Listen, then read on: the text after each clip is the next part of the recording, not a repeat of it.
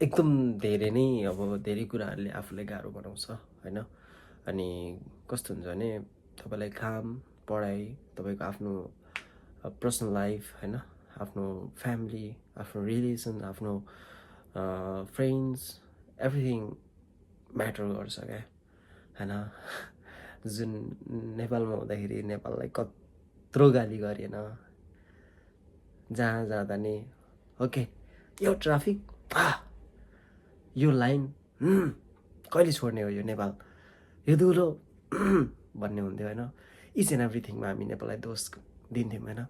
But बाहिर आइसकेपछि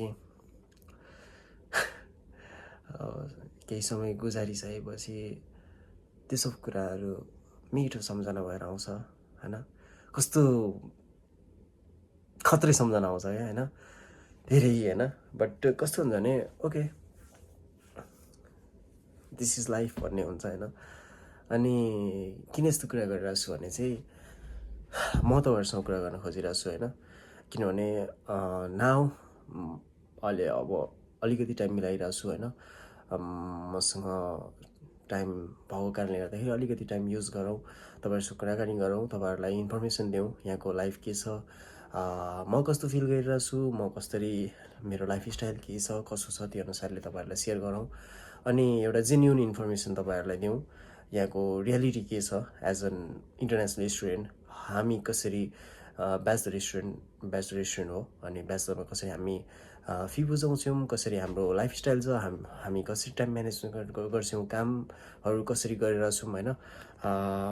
how we do assignment, how we find job पछि स्यालेरी सेभ गर्ने, अनि युनिभर्सिटी फी कसरी बुझाउने, घर कसरी हेर्ने, धेरै कुराहरू होइन म्याटर गर्छ होइन।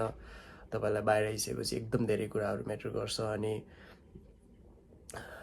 नेपालमा बसिरहेको मान्छेहरू चाहिँ जोतमा टाइम दिनस्, यो त्यो, आफ्नो साथीभाइलाई बिर्सिस्, आफ्नो फ्यामिलीलाई बिर्सिस् होइन, त्यस्तो सोचिरहेको हुन्छ।